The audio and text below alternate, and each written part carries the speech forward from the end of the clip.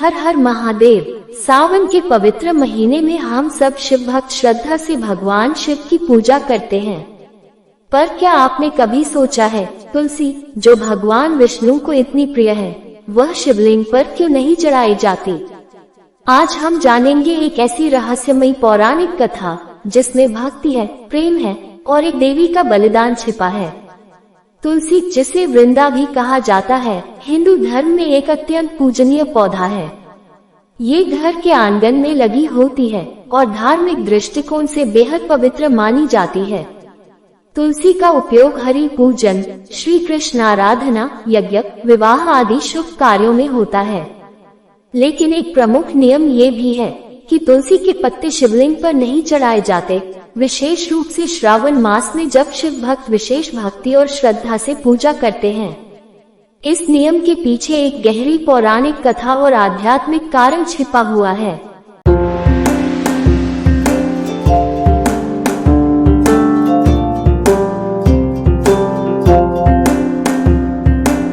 बहुत समय पहले की बात है, जब समुद्र मंथन हुआ था, तब समुद्र से बहुत सी दिव्य चीजें निकली।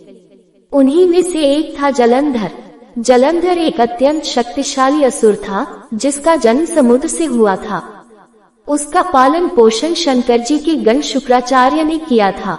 इस कारण वह भगवान शिव का बड़ा भक्त भी बन गया। जलंधर अपने अहंकार में चूर होकर देवताओं से युद्ध करने लगा।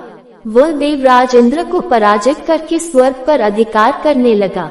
भगवान शिव ने जब उसे रोका, तो जलंधर ने स्वयं भगवान शिव को युद्ध के लिए ललकारा। अब समस्या ये थी कि जलंधर की अमरता और शक्ति का स्रोत उसकी पत्नी वृंदा का पतिव्रत था। जब तक वृंदा पवित्र थी, जलंधर को कोई नहीं मार सकता था, ये वरदान उसे प्राप्त था।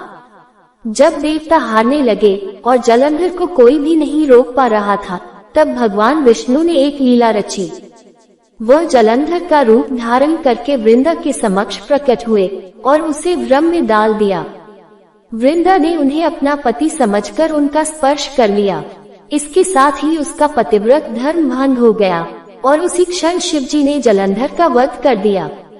जब वृंदा को सच्चाई का पता चला कि भगवान विष्णु ने छल करके उसके साथ विश्वासघात किया, तो वह अत्यंत दुखी और क्रोधित हुई। उसने विष्णु को शाप दिया, जिस प्रकार तुमने मेरा छल किया है, तुम भी पत्नी वियोग झेलोगे। ये शाप आगे जाकर राम सीता वियोग में सत्य साबित हुआ।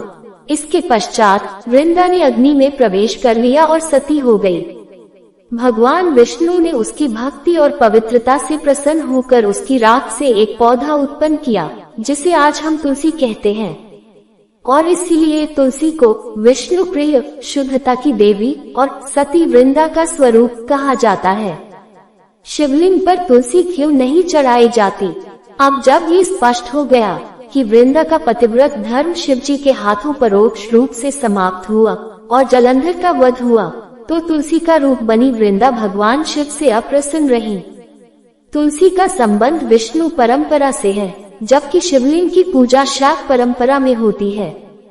तुलसी सती वृंदा का प्रतीक है और शिव को उस पौराणिक युद्ध का कारण माना गया। इसलिए ये धार्मिक रूप से वर्जित है कि तुलसी को शिवलिंग पर चढ़ाया जाए। शिवलिंग पर तुलसी चढ़ाना श्राप तुल्य माना गया है, क्योंकि यह उस दुखद घटना की याद दिलाता है जिसमें वृंदा का धर्म टूटा। धार्मिक नियम और परंपरा। शास्त्रों में यह निर्देश है कि तुलसी पत्र का उपयोग केवल विष्णु, कृष्ण, राम आदि की पूजा में ही करना चाहिए। शिवलिंग पर बिल्व पत्र चढ़ाना श्रेष्ठ और प्रिय माना गया है, न कि तुलसी।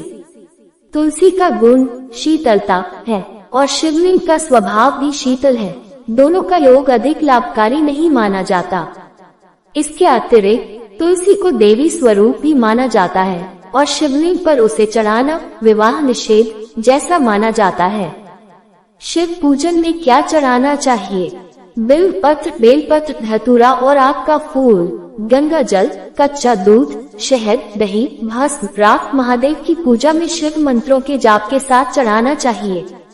इस तरह ये सिद्ध हो जाता है कि श्रावण मास में भगवान शिव की पूजा में तुलसी का उपयोग वर्जित है, क्योंकि उसका संबंध सती वृंदा और जलंधर की कथा से जुड़ा हुआ है।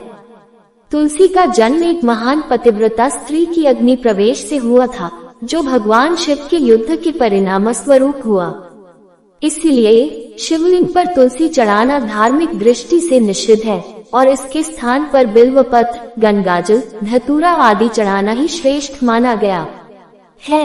हर पत्ता, हर फूल, हर कथा हमारी भक्ति को अर्थ देती है। तुलसी जो विष्णु को अर्पित है, वही शिव को नहीं। यही है सनातन धर्म की गहराई, जहाँ हर परंपरा एक कथा में समाई है। जय श्री तुलसी माता, हर हर महादेव। मित्रों, जानकारी ज्ञानवर्धक लगी हो तो वीडियो को लाइक व शेयर करें तथा ऐसी ही रोचक कथाओं व जानकारियों के लिए चैनल को सब्सक्राइब जरूर करने के साथ ही नोटिफिकेशन की बेल जरूर दबाएं।